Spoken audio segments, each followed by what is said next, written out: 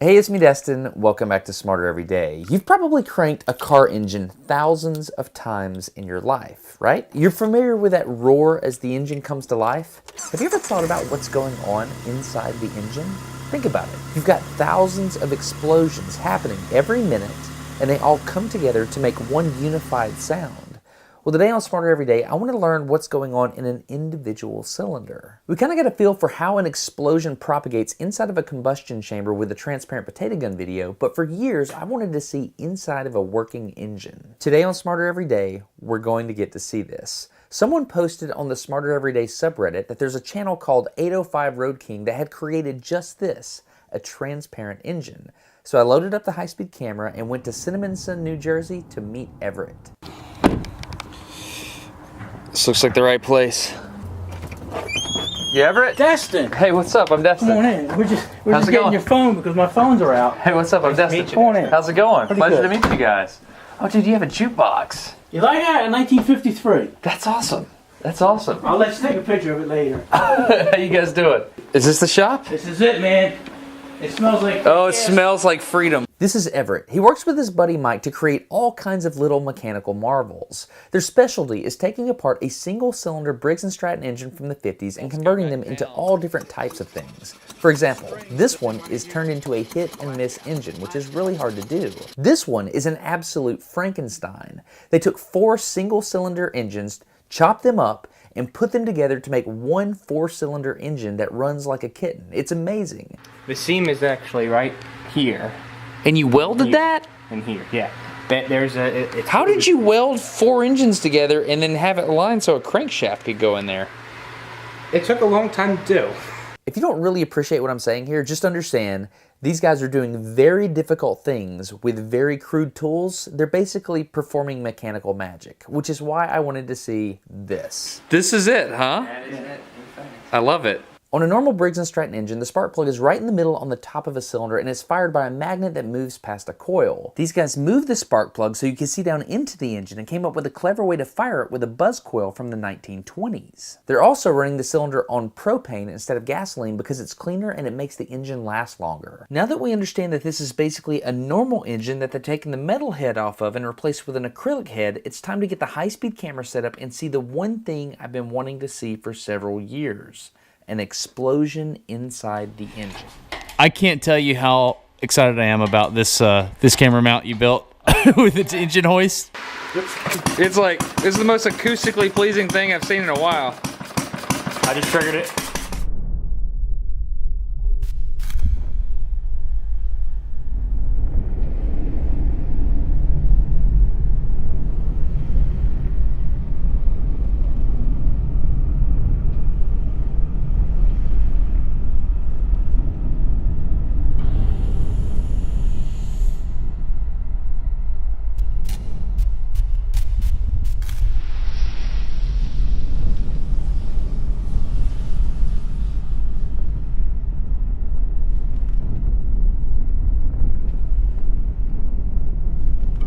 Okay, this is pretty and all, but I want to understand exactly what's happening. We have the piston on the left moving up and down inside the cylinder and 2 valves on the right.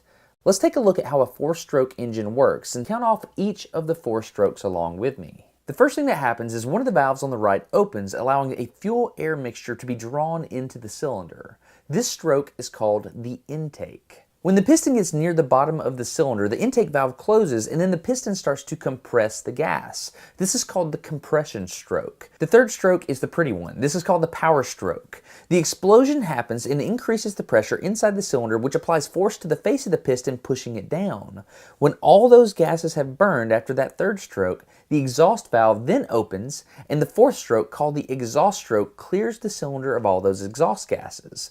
The intake valve then opens back up and the process starts over and over again. Timing is everything in an engine to make sure it works properly. For example, you want to make sure the spark happens just before the piston is at top dead center because you want the pressure to be building up at the same time as that piston is ready to start moving back down. When you hear a person talk about the advancing or retarding of the timing of an engine, that spark timing is what they're talking about. If you look really closely, you can see that the spark happens just before the piston reaches the top of the stroke. I asked Everett and Mike if they would dare to run the engine on gasoline for me because I wanted to see a brighter flame. I was really excited when they said yes, and I was even more impressed when they said that they could change that engine over in just a matter of seconds. So we're already converted? Like, you're done? That's it. That was fast.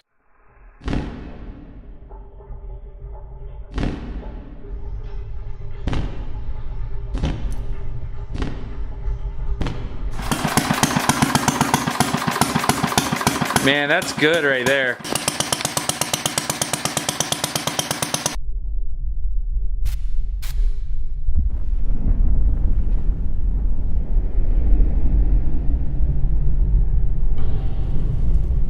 Okay, now that you know how an engine works, watch each of the 4 strokes and see if you can identify each one.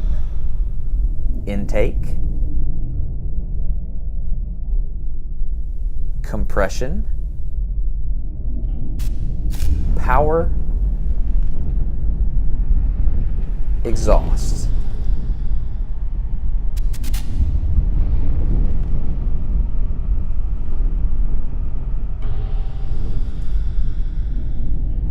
Intake, compression, power, exhaust. Now think about the engine in your car. All the explosions are synchronized together to make that one constant engine roaring sound. I think what I found really refreshing about making this video is you've got Everett, who's retired, and you got Mike and Bill, who later came in the shop and helped us out. These guys are totally different generations, but they're all working together because they absolutely love engines in like a completely unapologetic way. It's beautiful. Anyway, I'll leave links in the video description to all of their YouTube channels, and I would enjoy it if you would consider subscribing. They're small channels. That kind of thing would really help them out. Big thanks to 805 Road King for helping me visualize an engine. So thank you very much, Bill, Everett, Mike. It was a blast. Dirt Bike 5100 and Small Engine Mechanic. Oh, there you go. So these guys all have YouTube channels. I'll leave links in the video description. I hope you enjoyed this episode of Smarter Every Day. It was sponsored by Audible, and the book I'm about to recommend means a great deal to me. You know, Everett and Mike, they have this, relationship, even though their ages are quite different. My dad recommended that I read this book a long time ago, and it was fantastic. It's about a young man trying to figure out his way in the world in 12th century Europe after his dad is taken. We'll just say that. I don't want to give anything away, but it's called The Walking Drum by Louis L'Amour. That is John Curlis, and he does a dang good job reading this book. I enjoyed it. It's a thick book, so I can't really sit down and read this like I used to be able to, but with audiobooks, I can listen to it back and forth on my drive. I've even listened to it while like bush hogging a field. I really enjoyed this book. It's full of fantastic quotes that it's just wisdom. I really enjoy it. So please get this book at audible.com/smarter. There's a behind-the-scenes video on the second channel. Goes into the timing of that engine, how they adjust it, how they shape the acrylic, all that cool stuff. Go check it out. Did we just figure out how to... I think we fixed it. We fixed it with back pressure? Look at you. Oh, look at that! Now it's going to melt on there. Wow. It just needed back pressure?